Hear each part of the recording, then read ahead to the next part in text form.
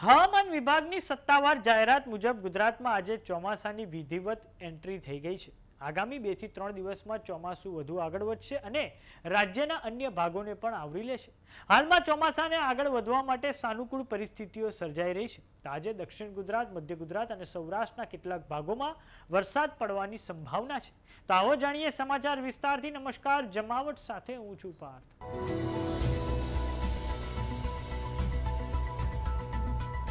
ગુજરાતમાં આજે 9 તાલુકામાં વરસાદ વરસ્યો છે। તેમાં પણ સાગબારા તાલુકામાં સૌથી વધારે 2.28 ઇંચ જેટલો વરસાદ વરસ્યો છે।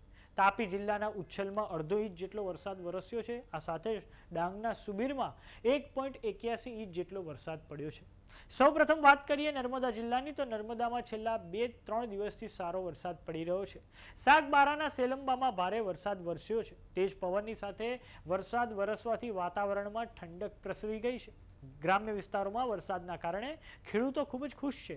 ધોધમાર વરસાદથી નદીમાં પૂર જેવા દ્રશ્યો જોવા મળ્યા છે। આ કારણે સેલંબાથી નવાપાડા મહારાષ્ટ્ર તરફનો રસ્તો બંધ થઈ ગયો છે। સાગબારા વિસ્તારમાં વરસાદનું જોર વધે તેવી સંભાવના હવે હવામાન ખાતા દ્વારા વ્યક્ત કરવામાં આવી છે। તો આવો નજર કરીએ દ્રશ્યો પર જે નર્મદા જિલ્લાના સાગબારા વિસ્તારમાંથી સામે આવ્યા છે।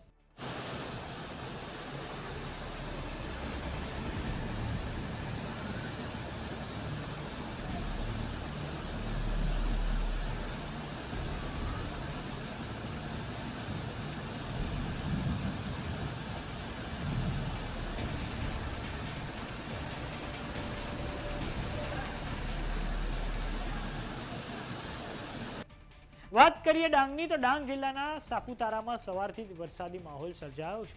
વરસાદી વાતાવરણથી સાપુતારાનું વાતાવરણ આહલાદક બન્યું છે। સાપુતારા સહિતના પહાડી વિસ્તારોમાં ધુમ્મસની ચાદર પણ છવાઈ ગઈ હતી, જેના કારણે મનમોહક દ્રશ્યો સર્જાયા છે।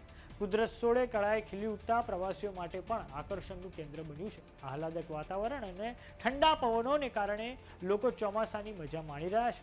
વરસાદના કારણે કેટલાક વિસ્તારોમાં માર્ગો પર પાણી ફરી વળ્યા હતા, જેના કારણે વાહન ચાલકોને મુશ્કેલીનો સામનો પણ કરવો પડ્યો છે। જોકે જિલ્લામાં કોઈ મોટી નુકસાનીના અહેવાલ સામે નથી આવ્યા। સ્થાનિક તંત્ર પણ પરિસ્થિતિ પર સતત નજર રાખી રહ્યું છે। આવો નજર કરીએ દ્રશ્યો પર જે ડાંગ જિલ્લાના સાપુતારાથી સામે આવ્યા છે।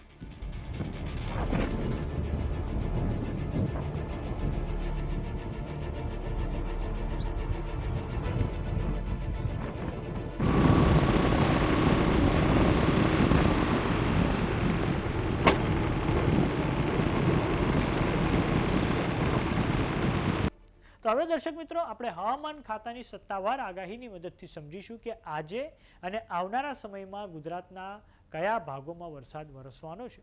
તો દર્શક મિત્રો, આ તમે સ્ક્રીન પર જોઈ રહ્યા છો આજની આગાહી। આજે 24 તારીખ છે।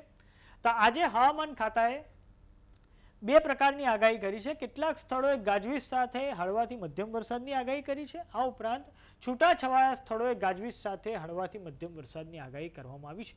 જેમાં સૌરાષ્ટ્રની વાત કરીએ તો સૌરાષ્ટ્રમાં જૂનાગઢ, ગીર સોમનાથ, દીવ, અમરેલી, ભાવનગર, બોટાદ અને રાજકોટ આ જગ્યાઓએ છૂટાછવાયા સ્થળોએ હળવાથી મધ્યમ વરસાદની આગાહી કરવામાં આવી છે। અને આ ઉપરાંત જે ઉત્તર ગુજરાતમાં જે સાબરકાંઠા છે, અરવલ્લી છે, મહેસાણા છે, આ પછી ગાંધીનગર છે, આ પછી મહીસાગર, દાહોદ, પંચમહાલ, મધ્ય ગુજરાતમાં ખેડા, આણંદ અને અમદાવાદમાં પણ વરસાદની આગાહી હવામાન ખાતા દ્વારા કરવામાં આવી છે।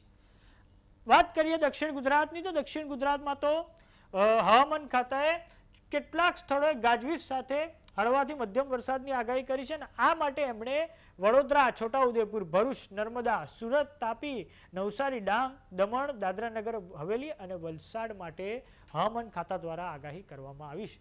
હવે દર્શક મિત્રો, આપણે વાત કરીએ આવતીકાલની એટલે કે 25 તારીખની, તો 25 તારીખે ગુજરાતમાં વરસાદનો માહોલ કેવો રહેવાનો છે।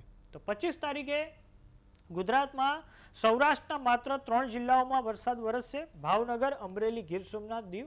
અને આ ઉપરાંત દક્ષિણ ગુજરાતની વાત કરીએ તો વડોદરા, છોટાઉદેપુર, ભરૂચ, નર્મદા, સુરત, તાપી, નવસારી, ડાંગ, વલસાડ, દમણ અને દાદરાનગર હવેલી। આ ઉપરાંત મધ્ય ગુજરાતમાં પંચમહાલ અને દાહોદમાં વરસાદ વરસવાની આગાહી હવામાન ખાતા દ્વારા આપવામાં આવી છે।